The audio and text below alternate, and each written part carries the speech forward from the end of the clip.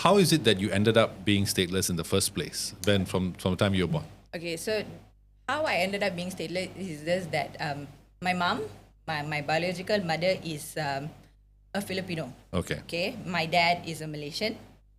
So as far as I know, okay, that they were not legally married in Malaysia from the time I was born. Okay, so that means she got pregnant. They never got legally married. So then I came into this world. So then my mother at that time, if I'm not mistaken, she had her passport actually expired something, so they didn't go and register my birth because was scared that she might get deported back or things like that. So they ended up not registering my birth. So when my birth is not registered, automatically, there's no, I'm not there, to the whole world, I don't exist, even though being born here was not. So it started off from there. So when it started off from there, they didn't do anything about it after that. They never went and registered my birth. My mother even went back to the Philippines. Like today, if I will not even know who is my mother because I've never seen her also because she left when I was a baby itself. So it started off from there, from not registering my birth. Okay, so that's how you went, and then you were stateless. So at that time when you were stateless, where were you exactly? Were you still in Penang? Yes, Penang. I was in Penang. So how was your early childhood like being a stateless Malaysian? How was it like? It was very. Let's start with the stories. Bring it up. I felt very left out. Okay.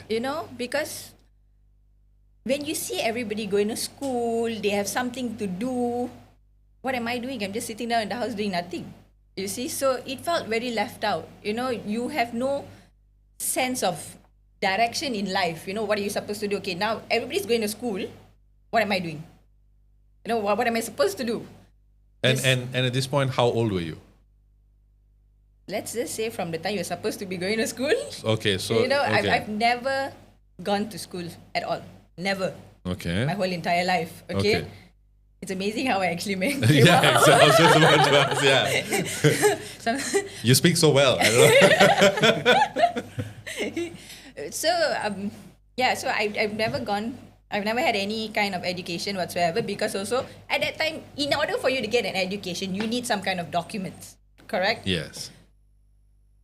So there is no documents, and my birth was only registered when I was 17 years old. Oh. So from the time I was born until I was about 17, 18 years old, there's no records of me whatsoever. There's literally no records, So just say if I met in an accident and I died in the middle of the road, you wouldn't have known who am I. Okay. There's no records whatsoever. So it was actually quite a scary time also, Yeah.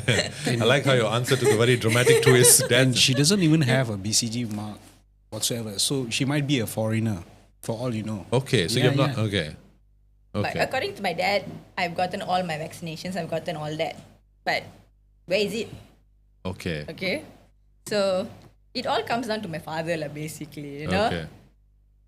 If he would have just done what he's supposed to do, if taken the responsibility, I wouldn't have suffered so much in life, you see. But end of the day, things happen, you see. So, yeah. Okay. Now, then when you're not going to school and you're at home and you see everybody going to school and moving on with their life, I mean, it must have been tough for you to deal with that. How did you take it? I mean, what was going through your mind at that point as a young kid and not being able to do anything? And it's not fair.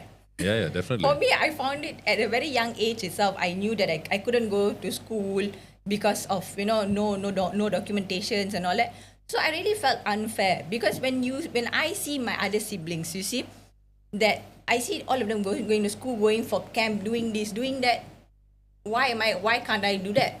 Why is it so unfair for me? Then that's when you start mixing around with friends. And you being a teenager, being a small child, you're not that smart yet to judge your friends. So that's when you get all kinds of friends, you see. So started mixing around with friends, and Yeah. Okay. I sense that there are more stories to come there as well. So